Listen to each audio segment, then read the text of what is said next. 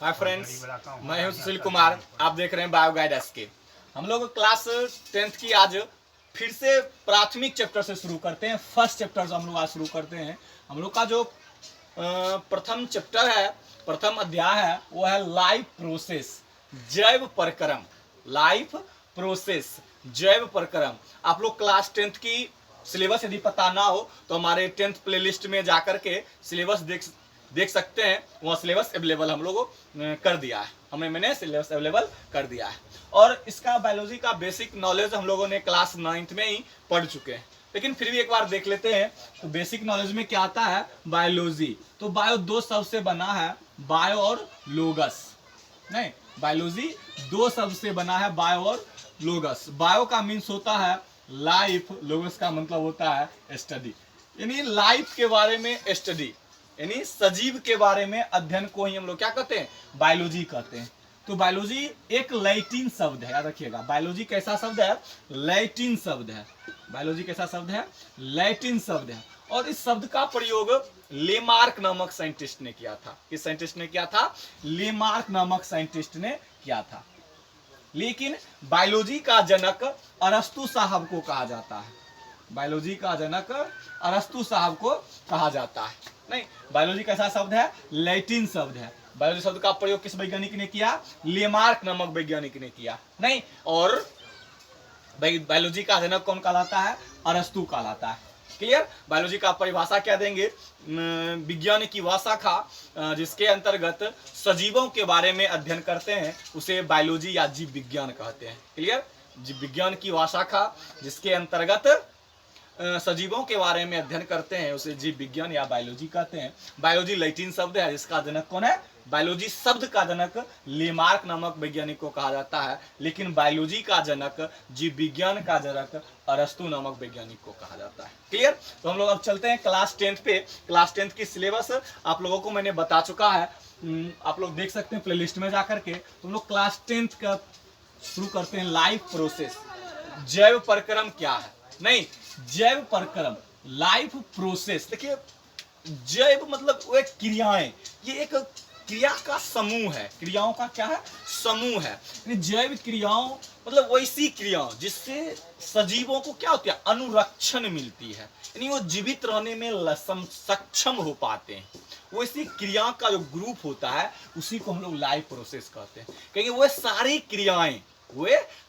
क्रियाएं जिससे सजीवों को अनुरक्षण मिलती हो, वे सारी क्रियाएं जिससे सजीवों को अनुरक्षण मिलती हो उसे क्या कहेंगे?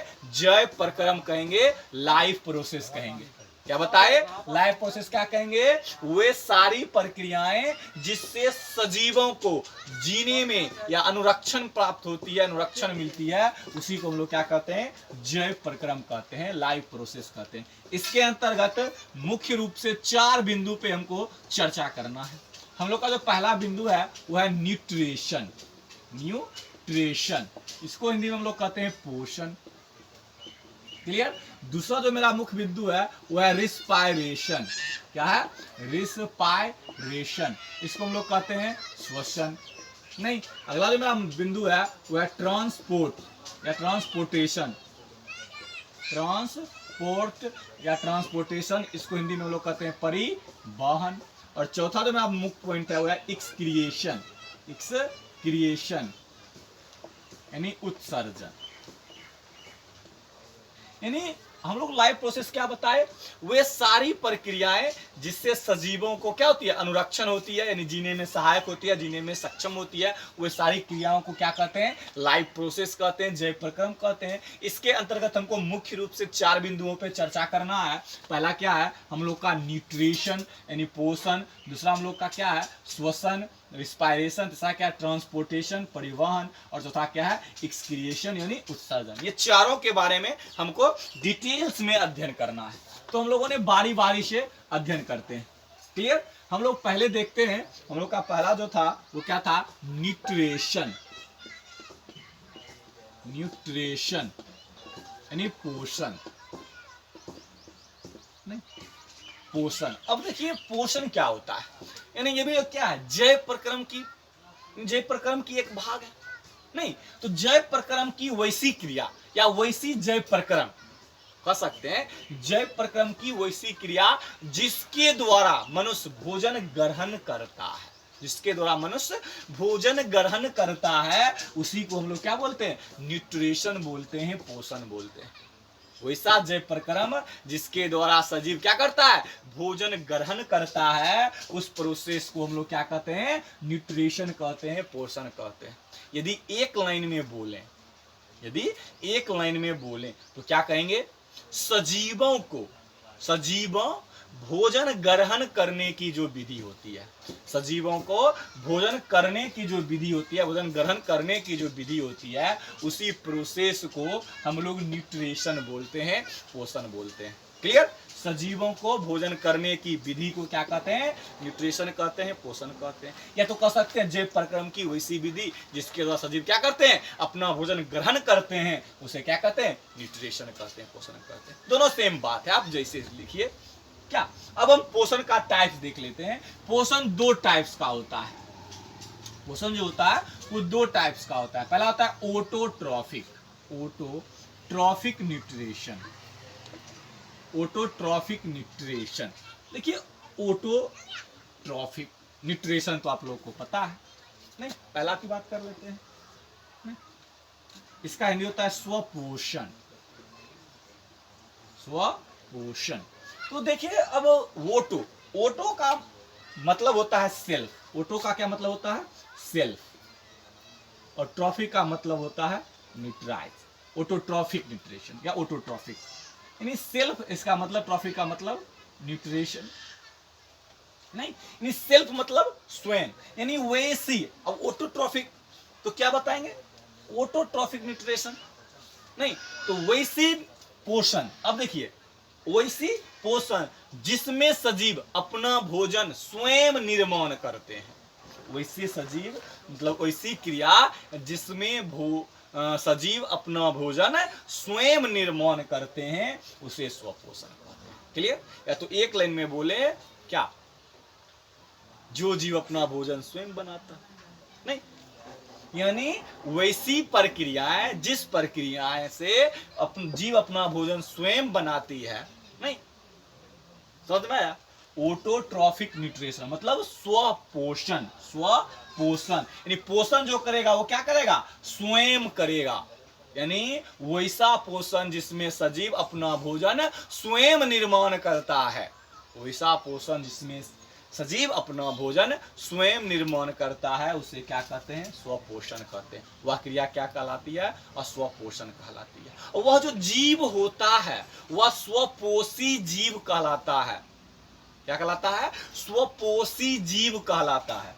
यह जो क्रिया होती है स्वपोषण, वह जीव क्या होगा, स्वपोष। एग्जाम्पल क्या होगा, हरे पेड़ पौधे, हरे पेड़ पौधे, शैवाल, क्या होंगे, शैवाल, क्या होंगे, मॉश, नहीं, इटीसी।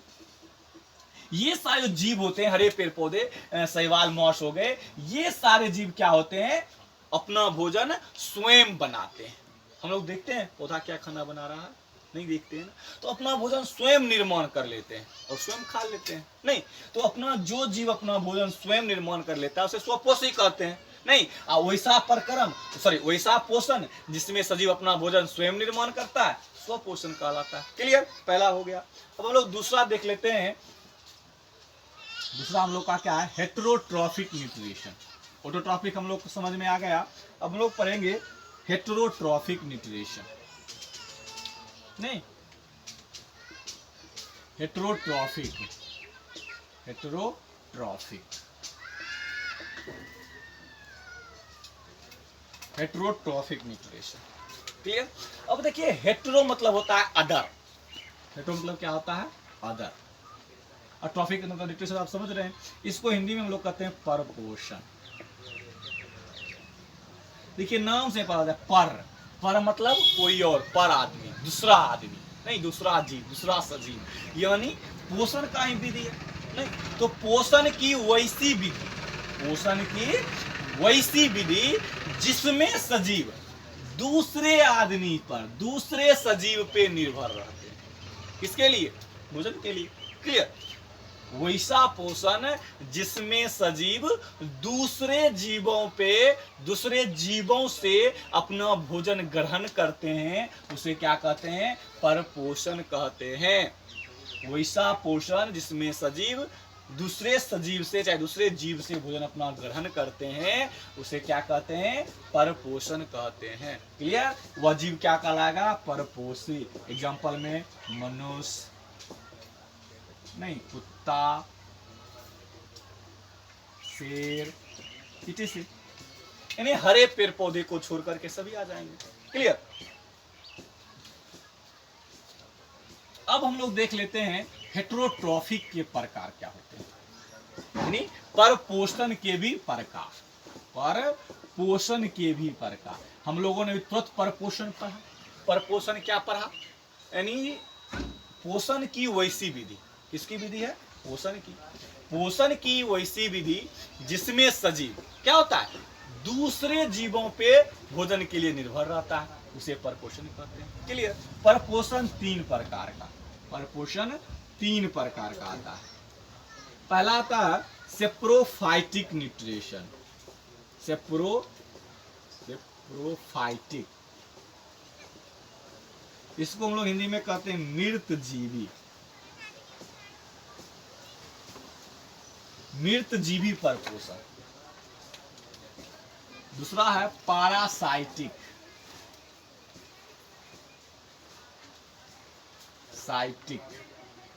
दूसरा है होलोजोइक। पैरासाइटिक का परजीवी हिंदी, होलोजोइक का प्राणिशम। परपोषण 3 प्रकार का, मृतजीवी, परजीवी और प्राणिशम परपोषण। क्लियर। हम लोग बार एक पर बात करते हैं। पहले बात कर लेते हैं हम लोग की मृतजीवी पे, सेप्रोफाइटिक पे। मृतजीवी परपोषण क्या होता है? परपोषण लगा हुआ है सब में, मृतजीवी परपोषण। क्लियर। देखिए परपोषण हम लोगों ने भी तुरंत पढ़ा। क्या? दूसरे जीवों पे नहीं, कोई दूसरे जीवों पे निर्भर रहता है, उसे हम लोग क्या कहते हैं? परपोषण कहते हैं। तो मृत जीवी कहने का मतलब है जब मृत जीवी पे वैसा परपोषण जिसमें सजीव मृत जीवी पे भोजन के लिए निर्भर रहते हैं, यानी कहेंगे वैसा परपोषण जिसमें सजीव अपना भोजन मृत शरीर से ग्रहण करते हैं।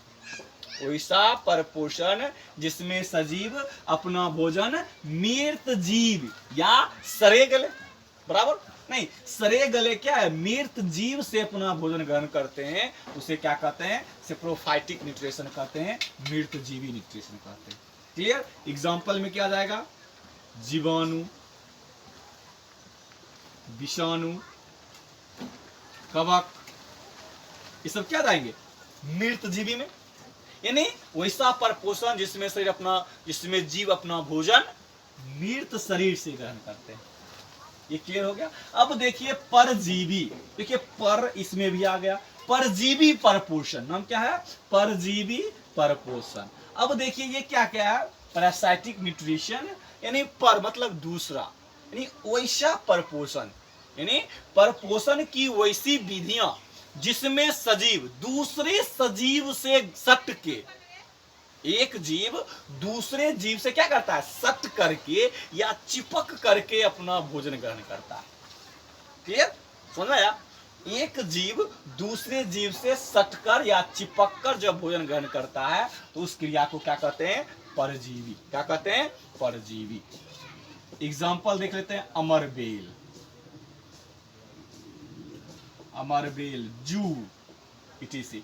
देखिए अमरबेल एक ऐसा पौधा है, नहीं तो उसमें क्या होता है? पत्ती होता है और ना ही जड़ होता है। एक पतला सा तना लाइक होता है, नहीं तना जैसा होता है। उसको किसी भी पौधा पे फेंक दीजिए, वो पौधा पे पूरा छा जाता है। यानी क्या?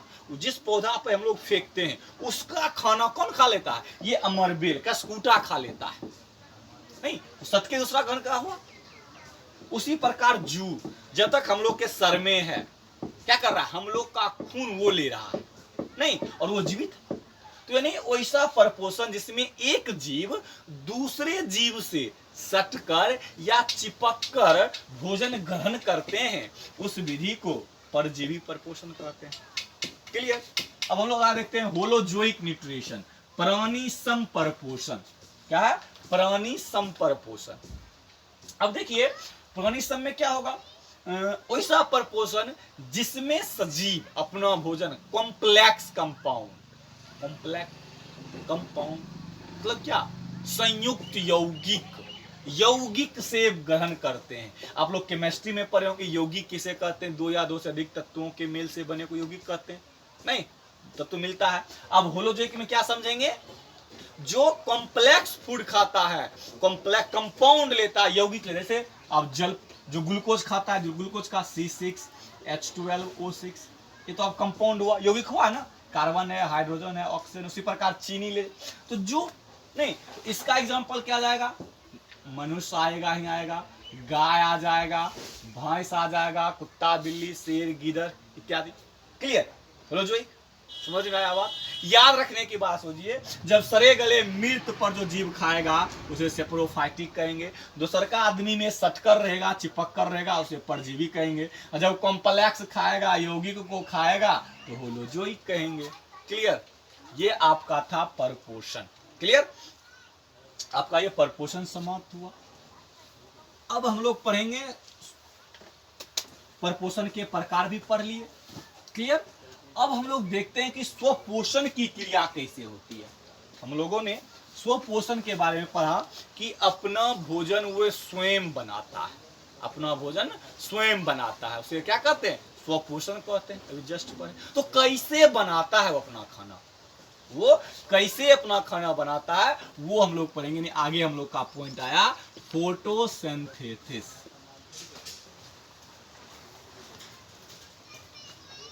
फोटोसिंथेसिस प्रकाश संश्लेषण।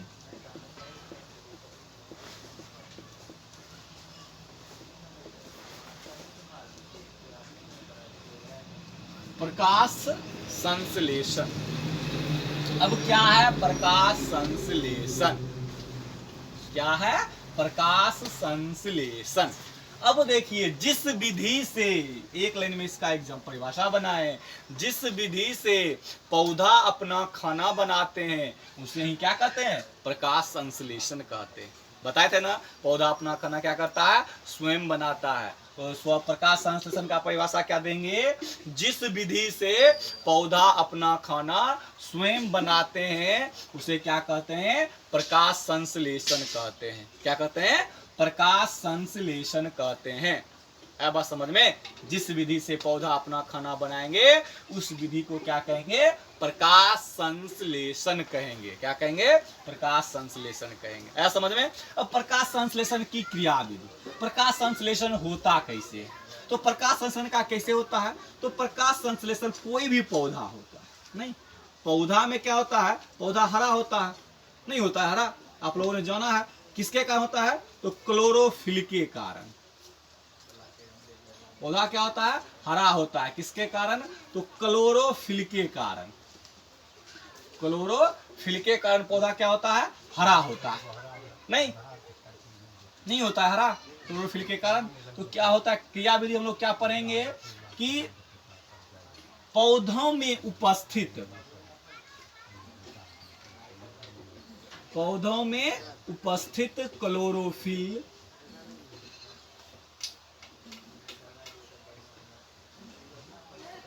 पौधों में उपस्थित होता है, क्लोरोफिल होता है ना, क्योंकि वो क्या होता है, हरा होता है। तो पौधों में उपस्थित क्लोरोफिल कहाँ, सूर्य के उपस्थिति में, सूर्य की उपस्थिति में। ये जमीन से जो होता है क्या करता है, जमीन से क्या लेता है, जल लेता है, जमीन से क्या लेता है, जल लेता है, नहीं और खनिज भी लेता है। तो जमीन से जल लेकर के, और वायुमंडल से क्या लेता है, कार्बन डाइऑक्साइड। वायुमंडल से क्या लेता है, कार्बन डाइऑक्साइड। क्लियर। तो प्रकाश संश्लेषण क्रिया क्या होती है, पौधे में उपस्थित जो क्लोरोफिल होता है वो सूर्य के प्रकाश में जमीन से जल और वायुमंडल से कार्बन डाइऑक्साइड लेकर अपना खाना क्या बनाती है? ग्लूकोज बनाती है। क्या बनाती है? ग्लूकोज बनाती है। यही क्रिया प्रकाश संश्लेषण कहलाती है। क्या कहलाती है यही क्रिया? यही क्रिया प्रकाश संश्लेषण कहलाती है समझ में? कैसे होता है प्रकाश संश्लेषण की क्रिया? तो पौधों में उपस्थित क्या? क्लोरोफिल सूर्य के प्रकाश में या सूर्य की प्रकाश में या उपस्थिति में वायुमंडल से क्या करता है? कार्बन डाइऑक्साइड लेता है, जमीन से क्या लेता है? जल लेता है, और ये लेकर के अपना खाना क्या बनाता है? ग्लूकोज बनाता है। यही क्रिया क्या कहलाती है? प्रकाश संश्लेषण कहलाती है। क्लियर? अब आता है प्रकाश संश्लेषण का रासायनिक समीकरण क्या होता है। प्रकाश संश्लेषण का रासायनिक समीकरण क्या होता है? देखिए प्रकाश संश्लेषण क्रिया कैसी होती है। तो क्या लेता है? कार्बन डाइऑक्साइड लिख दिए, कार्बन डाइऑक्साइड, और क्या लेता है? जल लेता है, और बनाता क्या है? Carbon dioxide C6H12O6। और एक बात और ध्यान रखिएगा, इस अभिक्रिया से एक गैस मुक्त होती है। कौन सी? तो ऑक्सीजन गैस। क्या होती है? ऑक्सीजन गैस मुक्त होती है। कब?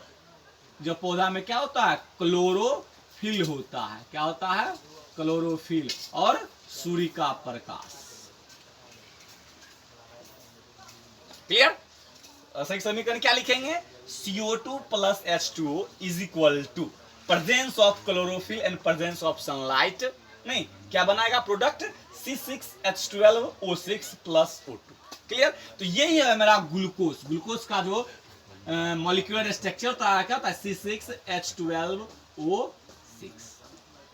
नहीं, ये वो आपका रासायनिक समीकरण 2 नंबर के लिए पूछता है परीक्षा में। तो आप यहां से बात आती है याद रखने वाली बात कि प्रकाश संश्लेषण क्रिया के दौरान कौन सी गैस मुक्त होती है? तो कौन सी गैस मुक्त होती है? तो ऑक्सीजन मुक्त होती है। कौन सी गैस मुक्त होती है? ऑक्सीजन मुक्त होती है। और कौन सी गैस की आवश्यकता होती है? क्वेश्चन समझिएगा, प्रकाश संश्लेषण के लिए कौन सी गैस की आवश्यकता होती है? तो कार्बन डाइऑक्साइड की आवश्यकता होती है। किसकी आवश्यकता होती है? कार्बन डाइऑक्साइड की। और कौन सी गैस की मुक्त होती है? कौन सा गैस? तो ऑक्सीजन गैस क्या होता है? मुक्त होता है। और दूसरा क्वेश्चन होता है कि ऑक्सीजन गैस किससे मुक्त होता है, और ऑक्सीजन ही क्यों बाहर निकलता है? प्रकाश संश्लेषण के दौरान ऑक्सीजन ही क्यों बाहर निकलता है और किससे निकलता है? तो होता क्या है, जब सनलाइट पौधे के पत्तियों पे जब पड़ता है, पौधे के पत्तियों पे पड़ता है, तो वहां जो उपस्थित जल होता है वो टूट जाता है। जल क्या होता है? टूट जाता है। जल किसमें? हाइड्रोजन ऑक्सीजन में क्या होता है? टूट जाता है। और जब जल टूट जाता है तो वहीं से ऑक्सीजन क्या होता है? बाहर निकल जाता है, और हाइड्रोजन कार्बन डाइऑक्साइड से मिलकर के ग्लूकोज बना लेता है। क्लियर? यानी ऑक्सीजन किस यौगिक से निकलता है? तो जल से निकलता है। किस यौगिक से निकलता है?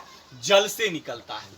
समझ में आ गया क्यों निकलता है? तो क्यों निकलता है तो ये बताएंगे कि सनलाइट, जब सूर्य का प्रकाश पत्तियों पे पड़ता है तो पत्तियों में जो पानी होता है वो क्या होता है? टूटने लगता है। क्लियर? और टूट कर क्या बना लेता है? ऑक्सीजन बना लेता है। यहां तक समझ में आ गया? अब यहां से क्वेश्चन आता है कि पौधे का खाना बनता कहां है? तो याद रखिएगा, पौधे का खाना कहां निर्माण होता है? पत्तियों में निर्माण होता है। कहां निर्माण होता है? पत्तियों में निर्माण होता है। इसीलिए पौधे के पत्तियों को क्या कहा गया है? प्रकाश संश्लेषी अंग।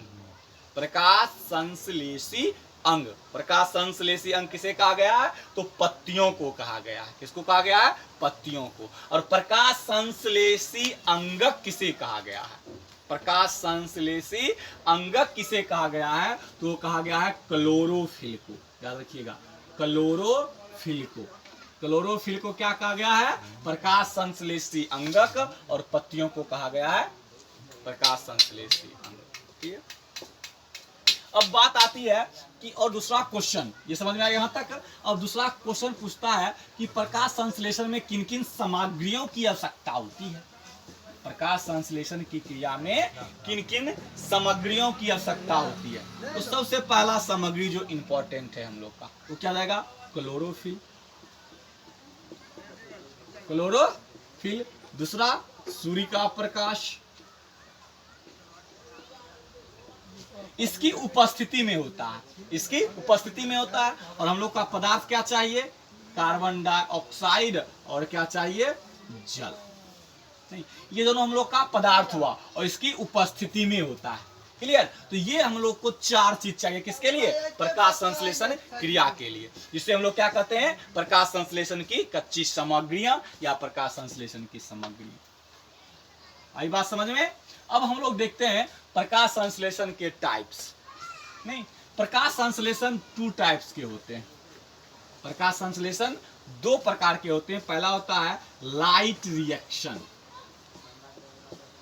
लाइट रिएक्शन प्रकाशिक अभिक्रिया, प्रकाशिक अभिक्रिया।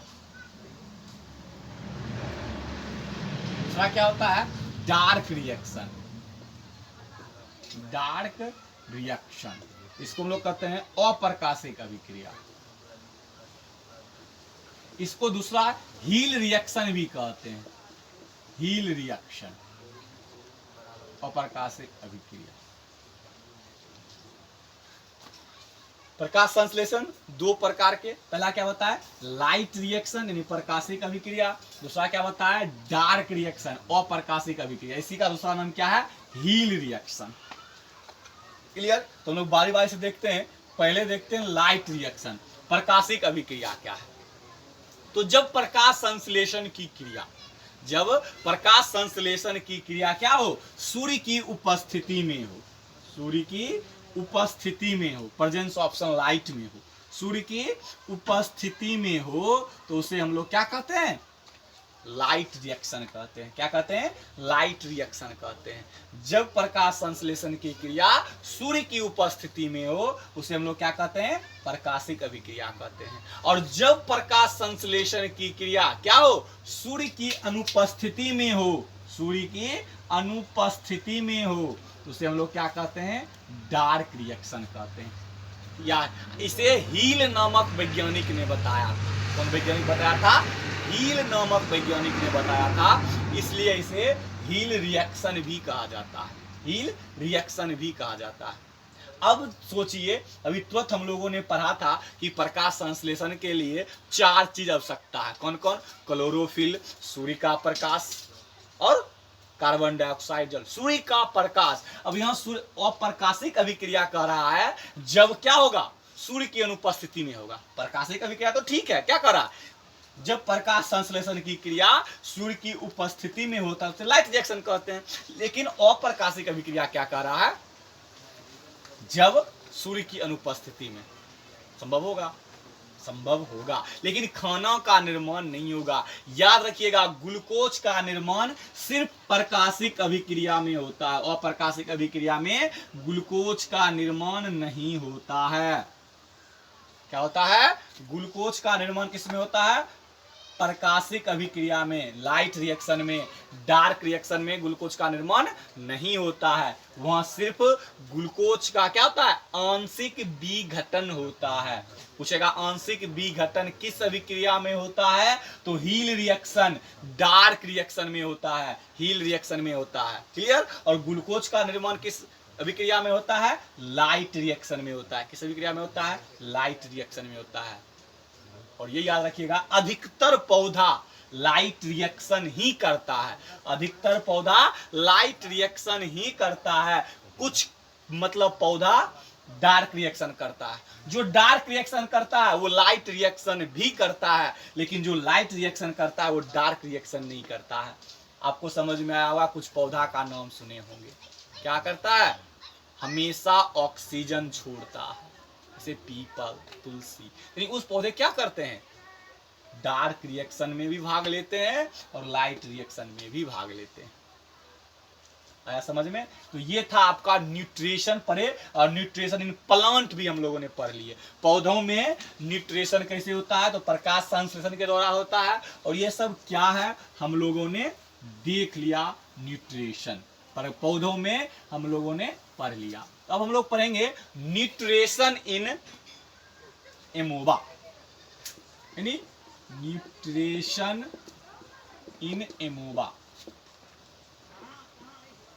न्यूट्रिशन इन एमोबा, अमीबा में पोषण,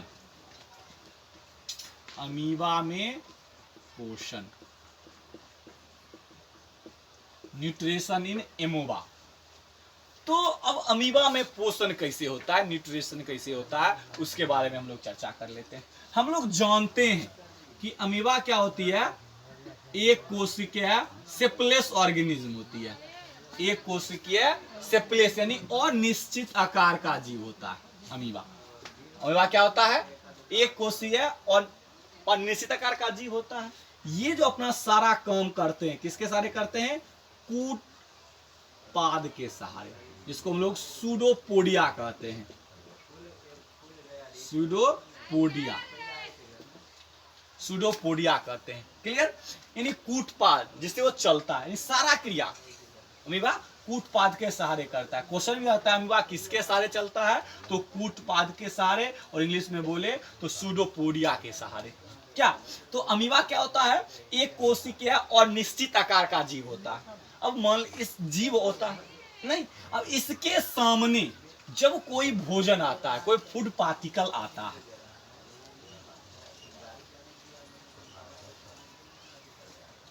जब इसके सामने कोई भोजन आता है, कोई क्या आता है, भोजन आता है, तो वो क्या करता है, कूटपाद के सहारे, वो क्या करता है, कूटपाद के सहारे वो भोजन को घेर लेता है, अपने चंगुल में अंदर कर लेता है, और भोजन कहाँ जाता है, अंदर। और जब वो भोजन अंदर जाता है तो अमीबा के रसधानी में, अमीबा के रसधानी में वो भोजन फंस जाता है, और जहां भोजन का क्या होता है, पाचन होता है। क्या होता है, भोजन का पाचन होता है। अब वो क्या होता है, पचे हुए भोजन और अपशिष्ट पदार्थ, पचे हुए भोजन अपशिष्ट पदार्थ क्या होता है, अमीबा के किसी भी भाग से, अमीबा के किसी भी भाग से टूट कर क्या होते हैं, बाहर निकल आते हैं। क्या होते हैं, बाहर निकल जाते हैं। ये संपूर्ण क्रिया को क्या कहते हैं, अमीबा में पोषण, nutrition in amoeba, nutrition in amoeba. क्या बताए, कैसे लिखेंगे, अमीबा क्या होता है, अनिश्चित आकार का एक कोशिकीय जीव होता है, जो मृदु जल एवं खारा जल दोनों में पाए जाते हैं। जब अमीबा के सामने भोजन आता है तो वो कूटपाद के सहारे भोजन को क्या कर लेता है, ग्रहण कर लेता है। क्लियर, अब भोजन ग्रहण करने के बाद, भोजन ग्रहण कर लेता है, जो अमीबा के रसधानी में जाके फंस जाता है, और वहीं भोजन का क्या होता है, पाचन होता है। क्या होता है, भोजन का पाचन होता है, और पचे भोजन एवं अपशिष्ट पदार्थ किसी भी अंग से टूट के बाहर निकल जाते हैं। यही संपूर्ण क्रिया अमीबा में पोषण कहलाती है, अमीबा में पोषण कहलाती है। क्लियर, अब हम लोग का अगले का पॉइंट पढ़ना है, न्यूट्रिशन इन पारामीशियम, न्यूट्रिशन इन पारामीशियम, पारामीशियम यानी पारामीशियम में पोषण, नहीं, पैरामीशियम में पोषण। अब देखिए हम लोगों ने अमीबा में पोषण पढ़ा, अब क्या पढ़ रहे हैं, पैरामीशियम में पोषण। तो अमीबा एक और निश्चित आकार का जीव था, लेकिन पैरामीशियम निश्चित आकार का जीव होता है। अमीबा एक कोशिकीय था, ये भी एक कोशिकीय जीव ही है, लेकिन ये क्या है, एक निश्चित आकार का जीव है। ये सीम की बीज की तरह या उल्टे चप्पल हम लोग कह सकते हैं, ये उल्टे चप्पल के आकार का होता है, उल्टे चप्पल के आकार का होता है। कौन, पैरामीशियम, नहीं, ये इस प्रकार का होता है पैरामीशियम। अब अमीबा, इसको हम लोग सीलिया, आप लोग अमीबा पढ़े थे, अमीबा क्या था, अमीबा किसके साथ चलता था, कूटपाद के सहारे चलता था, लेकिन पैरामीशियम किसके साथ चलता है, सीलिया के सहारे, किसके साथ चलता है, सीलिया के सहारे चलता है, सीलिया के सहारे चलता है। अमीबा सीलिया में एक, पैरामीशियम में क्या होता है, मुख गुहा भी होता है, नहीं। अब क्या होता है, अब पैरामीशियम के सामने जब भोजन आता है, जब पैरामीशियम के सामने भोजन आता है तो ये सीलिया के सहारे भोजन के नजदीक पहुंचता है और मुख गुहा के द्वारा यानी बक्कल कैविटी के द्वारा भोजन को क्या कर लेता है, अंदर कर लेता है। और अंदर करने के बाद क्या होता है, इसके रसधानी में जाकर के फंस जाता है। और रसधानी में फंसने के बाद जहां भोजन का क्या होता है, पाचन होता है। और पचे भोजन और अपशिष्ट पदार्थ मल द्वार के द्वारा क्या होता है, बाहर निकल आता है। यही क्रिया क्या कहलाती है, पैरामीशियम में पोषण कहलाती है। क्लियर है बात समझ में? क्या बोले, पैरामीशियम में पोषण लिखेंगे कैसे? पैरामीशियम एक कोशिकीय जीव निश्चित आकार का होता है, जिसका आकार उल्टे चप्पल या सेम के बीज जैसा होता है। जब इसके सामने भोजन दिखाई पड़ता है, अनुभव होता है, तो सीलिया के मदद से भोजन के नजदीक जाकर के मुख गुहा तक भोजन को क्या कर लेता है, अंदर कर लेता है। क्लियर? और अंदर रसधानी में जाके फंस जाता है, जहां भोजन का क्या होता है, पाचन होता है। और पचे भोजन एवं अपशिष्ट पदार्थ क्या होता है, मल द्वार के द्वारा बाहर निकल आता है। यही संपूर्ण क्रिया पैरामीशियम में पोषण कहलाती है। क्लियर? तो आशा करता हूं आपको ये क्लास समझ में आई होगी। यदि समझ में नहीं आए तो वीडियो को दोबारा देखिए, और कोई भी डाउट हो, कोई भी क्वेश्चन हो तो तुरंत कमेंट कीजिए, और अपने दोस्तों में वीडियो को शेयर कीजिए, लाइक कीजिए, और मेरे चैनल को सब्सक्राइब कर लीजिए, क्योंकि यहाँ मिलेगा बायोलॉजी का सटीक नॉलेज। धन्यवाद।